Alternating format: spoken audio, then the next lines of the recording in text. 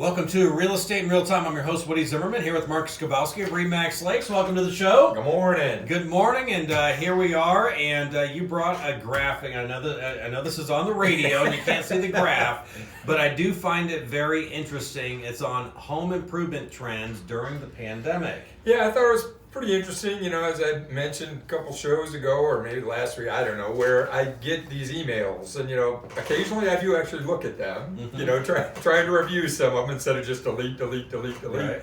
And this was it. During COVID, there were home improvement trends, and I thought, well, okay, it makes sense. People were trapped at home. Yeah. How many of us actually did something to improve our houses during that time period? We were working, I'm doing the air quotes, we were working from home. Did we work around the house? And this graph says, yes, we did. 76% of the people surveyed made at least one home improvement during the shutdown. I mean, it does make sense because we spend a lot more time at home. We do. And you want to make it pleasant while you're there. You want to make it nice. Lockdown, for sure. Yeah, so 76% made at least one improvement in their home. Now, what does that mean? I don't know. But 76% of the people made some kind of change to their house, an improvement. So 64% renovated the exterior. And I would put myself in this mix. My wife has been going nuts outside with landscaping. Yeah. I mean, this summer, she's just been crazy. Yeah. Crazy nuts. But spending more time outside, it's good. Yeah. Granted, that wasn't during the shutdown, but it is technically the pandemic. But I mean, she has changed out mulch. Mark, why haven't you done it? Listen, I normally would, but I had shoulder surgery. I only have one arm. I can't do that. Yep. So, I've been in recovery, I guess. So she's doing that. 58% of the people renovated the interior. That's pretty significant. When you look, over half of the people have done some improvements to their house during this time frame. Some kind of, whether it's interior, exterior. 44% of the people introduced new home tech. Now, I would sign up for that because I tell you, when you're home trapped and you're surfing the web, Google and Amazon know what you're looking at, right? And then all of a sudden stuff starts popping up. Right? You search one thing and all of a sudden your Instagram is flooded, your Facebook is flooded, all of that stuff is flooded with these things that you've searched for or something very similar. So I could see that. Smart home tech. Yeah. So whether it's a Nest, thermostat for your home, better energy efficiency to control your furnace, those kind of things. Ring doorbell, right? I've got one on each door now. All of that stuff and it's relatively easy to install and update, your house with these things. It's not to where you need to call in a technician to do those. So, again, I thought it was pretty interesting that a large number of people during that pandemic, they were sitting at home and they started thinking about, hey, I want to improve my home. So, what does that mean in the next year? I don't know. Did they make these improvements just to make it easier for them to live in, to more enjoyable for them to live? Or were they making these improvements as investments? Thinking, hey, I'm going to improve and increase the value of my home because down the road, I'm thinking I may actually put my house on the market. I may need to sell at some point. Generally, there's probably a cross between that. I get asked a lot of times, well, should I do this improvement? Should I do that improvement? Right. Should I make this? Is that going to increase the value of my home? And that's always a discussion. Are you looking at this as an investment with a potential return? That's Professor Skibowski, the accountant, coming out. Or are you looking at this for you want to enjoy it? It's quality of life. It's things that are going to make your house work better for you. You mentioned you put rings on both doors. Yeah. What was the purpose of that for you personally? Security. I mean, just so I know what activity is going on. Sure. And also to let the kids know now that they're teenagers, I know what you're doing. I know what you're doing. Yes, Dad's got it. You don't have to wait for the window sash to go up anymore and hear it. Yeah, don't try to sneak out. You got them on video. You have video evidence of what's going on. You got it. So you personally, that was a quality of life thing for you. Right.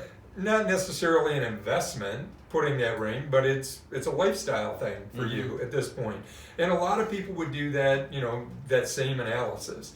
And it really relates to the cost, because rings are relatively inexpensive nowadays. Very cheap, yeah. Compared to probably 15 years ago, if you wanted a video system, right? Would have been very expensive, hard to manage. Technology has caught up, and it's made it to where we can have access to all those things. Alexa, turn on my lights. Alexa, do this. And here I'm doing an advertisement for Alexa, but technology has improved to the point to where we can make those changes relatively inexpensively, and for some say it improves the quality of their life.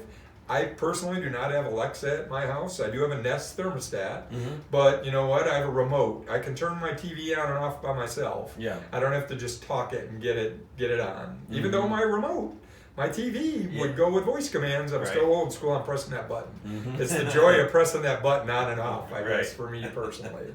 So it's just interesting that a lot of people made improvements, to their home during this time frame. Yeah, absolutely. But it does make sense, because we're spending more time at home, and you're sitting there and you're looking at the kitchen. It's like, I think we could do some new, cupboards or whatnot. So, all right. Well, hey, we're gonna also talk about selling your home in this environment. Coming up here next, you're listening to Real Estate in Real Time.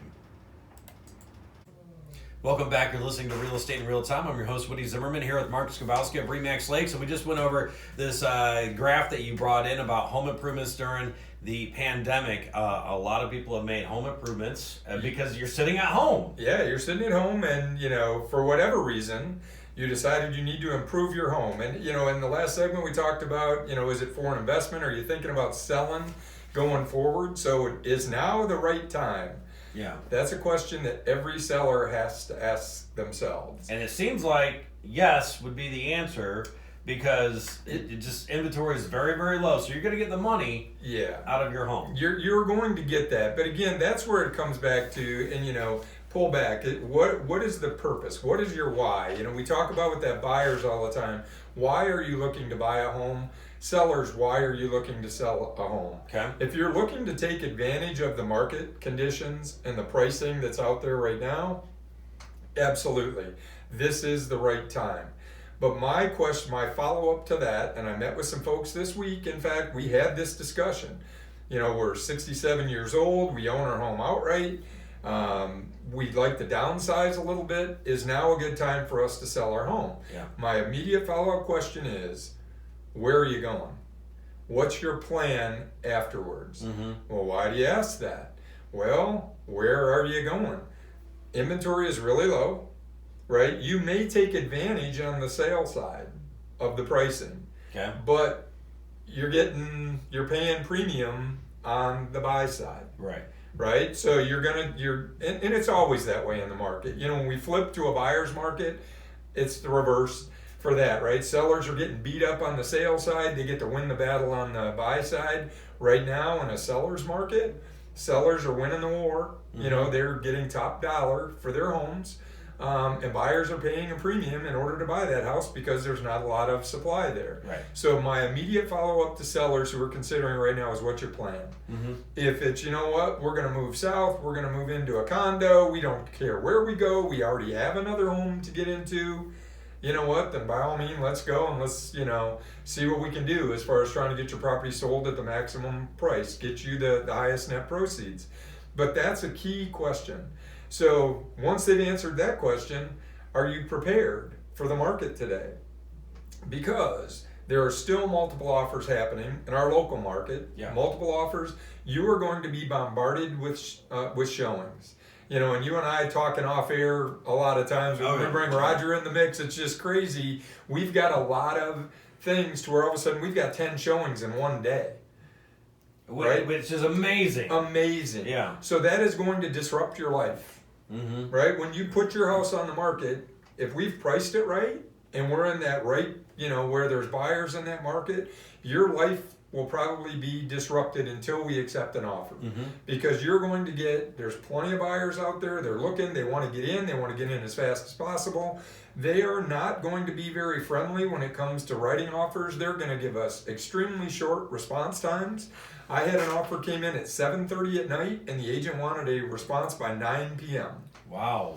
Right? This is Warsaw. This is not Indianapolis. No. This is not Fort Wayne. This is Warsaw, Kosciuszko County.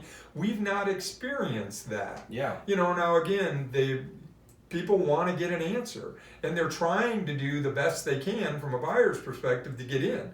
Well, let me say this to buyers: you're not doing yourself any favors with those sellers by putting an unreasonable response time on a Friday night, getting an offer in and expecting an answer back by 9 o'clock. Now again, the flip side of that, you'd say to the sellers, well, you need to be prepared. Their agent needs to prepare them. Well, yes, we do, but can you respond that quickly? So as a seller, you need to think about that. It is a different market selling today than it ever has been in the past. Yeah. You've got to be responsive because the buyers expect that. They do want a quick response.